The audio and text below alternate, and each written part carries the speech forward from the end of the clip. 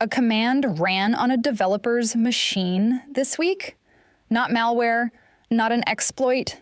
The agent's own MCP client launched it exactly the way the protocol expects. The process failed immediately after, but the command had already executed.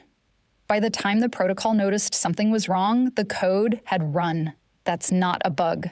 That's the spec, and no CVE will be issued because there's nothing to fix. Context Window, your weekly window into everything AI security.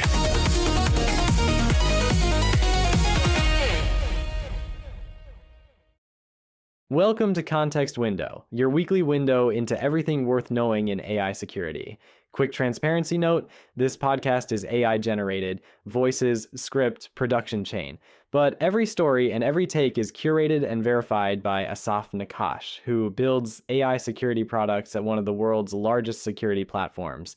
3 things this week: the cleanest demonstration yet, that the connector layer of the agent stack has an authority problem, and it's by design.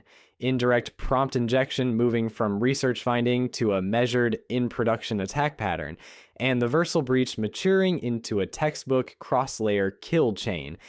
The thread that ties them together. The new perimeter isn't the model. It's everything the model is wired to reach. And the security infrastructure built for the old perimeter? It doesn't even have a tracking number for half of this. Let's get into it. Okay, top story. April 23rd, CSA, the Cloud Security Alliance, an independent research body, and Auc Security published a joint disclosure on the Model Context Protocol, MCP, the standard for wiring AI agents to tools, APIs, and data. Think of it as the USB port of the agent stack. And specifically, the local flavor of MCP, STDIO transport, where the agent client launches a local subprocess and pipes data back and forth. It's the most common form, especially on developer laptops and build servers. The mechanism is simple. The MCP client takes a configuration, your command to run, and launches it as a local process. If an attacker can influence that configuration through the UI, the network, a prompt injected suggestion, anything, the configured command executes on the host, and the command runs even if the process subsequently fails to start. By the time the protocol notices something is wrong, the code has already run. So, we're not talking about a memory corruption bug or some exotic chain. The attack is, get a string into a config field. That string runs. That's it. Per OX, more than 10 CVEs across the open source ecosystem. Projects like Light LLM, Windsurf, LangChain, ChatChat, their estimate of the affected footprint, around 150 million package downloads.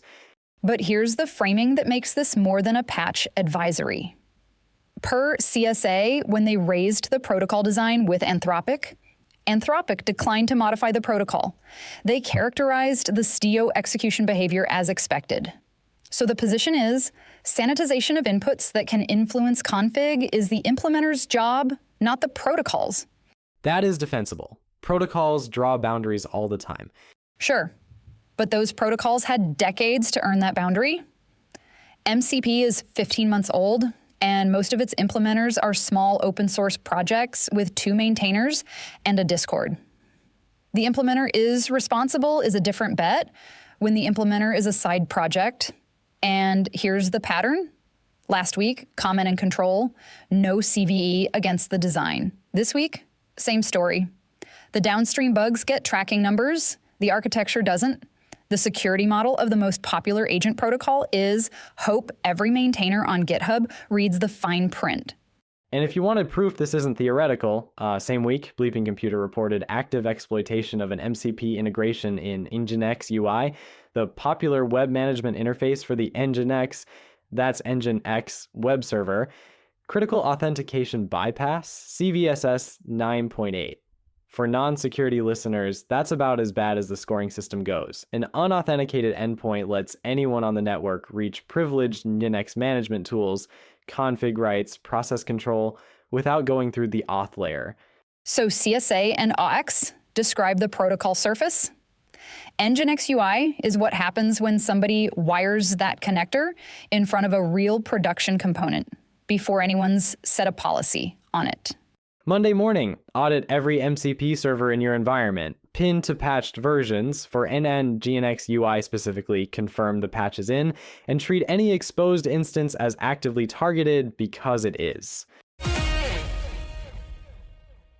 All right, let's shift gears. First thread in the round, while the connector layer story was unfolding, the workflow layer had its own moment.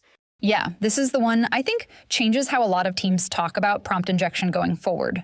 Help Net Security on April 24th summarized joint findings from Google and Forcepoint on indirect prompt injection. Quick decoder again, direct prompt injection is when a user types a malicious instruction into the chat box. Indirect prompt injection, the formal industry term is XPIA, cross-domain prompt injection, is when the malicious instruction is hidden in content, the agent reads a web page, a calendar invite, a support ticket, a tool description, same bytes. The human sees content, the agent may see instruction. And the headline number? Google says it scans 2 to 3 billion web pages a month for XPIA signals.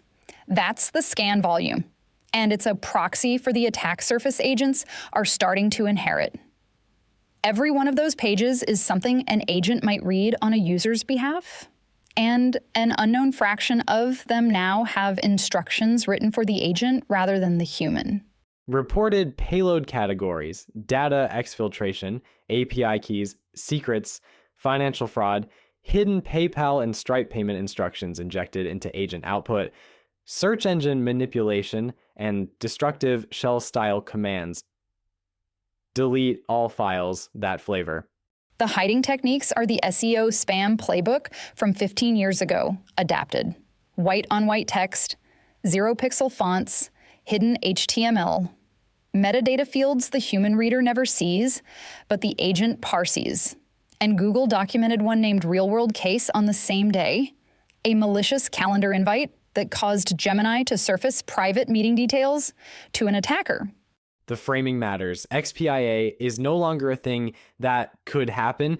It's a measured one with telemetry. From 2 organizations, that's the line we crossed this week. Second thread, Anthropic's mythos. This one needs precision because the facts are still narrow. Right. TechCrunch and Bloomberg reported April 21st that an unauthorized group obtained access to Anthropic's Mythos cyber tool.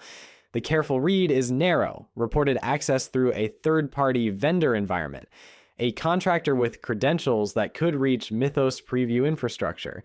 Anthropic is investigating and has stated there's no evidence of impact to its core systems beyond that third-party environment. So, not stolen weights, not a breach of Anthropic itself, reported access via a vendor's environment. That's the wording the sources support, and we should not round it up. This is what we called the Oppenheimer moment. Once Anthropic published proof that autonomous zero-day discovery at scale is real, we predicted that certainty would draw people to pursue it. 2 weeks later, reported unauthorized access to the very tool they announced. The attack surface wasn't the weights or the API. It was the contractor with credentials to reach the preview environment. The window between announcement and first incident was shorter than anyone expected. And the third thread, the Versal breach, we flagged last time as developing. That one matured. Yeah. Quick recap for anyone joining cold. Versal, the platform a lot of the modern web is deployed on, the company behind Next.js, disclosed a breach traced to a compromised third-party AI platform called Context.ai. This week, the chain filled in. Context.ai employee in February downloaded a malicious Roblox script. Yes, Roblox, the kids game, that dropped Llama Stealer Info Stealer on the endpoint. Llama Stealer is a fairly well-known commodity info stealer. Cookies, credentials, OAuth tokens, anything in the browser session. Once it was running on that endpoint, it harvested Google Workspace OAuth tokens, which the attackers then used to pivot through a Versal employee's Workspace account into Versal's internal systems. April 23rd and 24th, the Hacker News and TechCrunch reported the follow-ups. Additional compromised customer accounts, some of them predating the context.ai incident, which is its own question. Around 580 employee records exposed, NPM and GitHub tokens, partial source code, and the one bright spot, environment variables that were mark sensitive stayed encrypted, that design choice held. But trace the chain. Consumer endpoint, kids gaming script. SaaS connector, context.ai's AI platform. Corporate workflow, Google Workspace, deployment infrastructure, Versal. Each step made the next look legitimate. That's not a vulnerability. That's a trust architecture failing one handoff at a time. Last one in the round, the standards bodies finally caught up. OWASP's GenAI security project published the top 10 for agentic applications back in December. 10 categories covering the agent stack end-to-end. The ones that map to this week are agentic supply chain, unexpected code execution, and memory and context poisoning. And on the federal side, NIST's AI Agent Standards Initiative page got an update April 20th, formalizing the agency's coordination work across agent identity, tool use, and inter-agent protocols. This week's stories map straight onto the OWASP list. The MCP STDIO disclosure is agentic supply chain and unexpected code execution. The XPIA findings are memory and context poisoning. The standards caught up, the architectures didn't. AI security. All right, Curator's Corner is the if you listen to nothing else moment. The thesis this week is the title of the episode, 3 layers, 3 attack surfaces, 1 agent.